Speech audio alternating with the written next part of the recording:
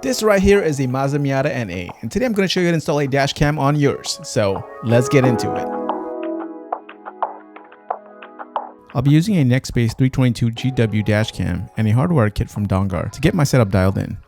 The plan is to get the dash cam set up somewhere over here behind the rearview mirror, run the cable behind this, we'll pop the visor off and we'll need to remove this bracket here as well, and then we're going to run it down the A-pillar and down to the fuse box.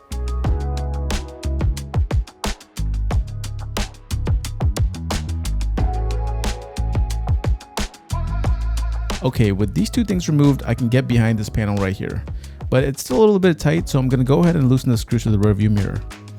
You first got to pop the cover off with something like a pry tool, and now we can see the two Phillips head screws.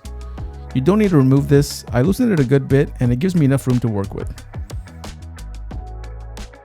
I'm going to peel back the weather stripping so I have some room to disconnect the A-pillar, and I'm going to need two hands for this, so be right back.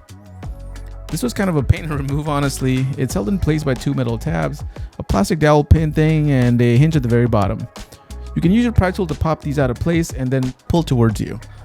This one here is a Nextbase 322 GW dash cam. It's a high quality camera capturing content in 1080p at 30 or 60 frames per second. It's got a bright 2.5-inch touchscreen, which makes setup incredibly easy, and a red button here to really make sure a specific incident is saved separately. We have a micro USB port for power at the top, an HDMI port or cabin cam port on the right, and a power button and micro SD card slot on the left. Just note that the dashcam doesn't come with a micro SD card included, so you will have to fork out a few extra bucks for that. There's a bunch of other stuff in here too, but I won't be using anything else from this kit other than the magnetic mount. As for wiring, this here is a Dongar PRO hardwire kit. We've got two fuse taps and a ground, and all of this attaches to the Dongar PRO adapter. The product itself looks well made, and it's equipped with a slider to choose from 3 different modes. So it can toggle between ignition or constant power right at your fingertips. Now that I have all the panels removed, I'm going to fish the harness down through the A-pillar and attach the fuse taps down to the fuse box. In this instance, I will be attaching this yellow fuse tap to the slot labeled cigar, and the red can go to something like the room or hazard. You pretty much want to tap into a fuse that utilizes constant power.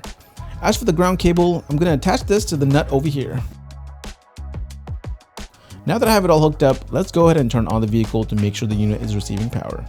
If you see this light up red, you are good to go. The dashcam takes 3 to 5 seconds to boot up and begins recording immediately. Now that we've got it all sorted out, I'm going to attach my dashcam to the windshield and start tightening up these cables.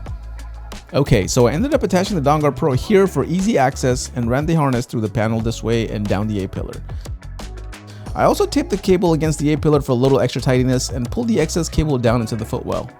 With the wiring all sorted, let's go ahead and reassemble the rest of our panels.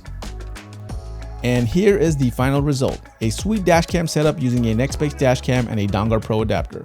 In any case, if you like this video, be sure to hit the like button or subscribing for more Miata content like this. Cheers and drive safe, y'all. Peace.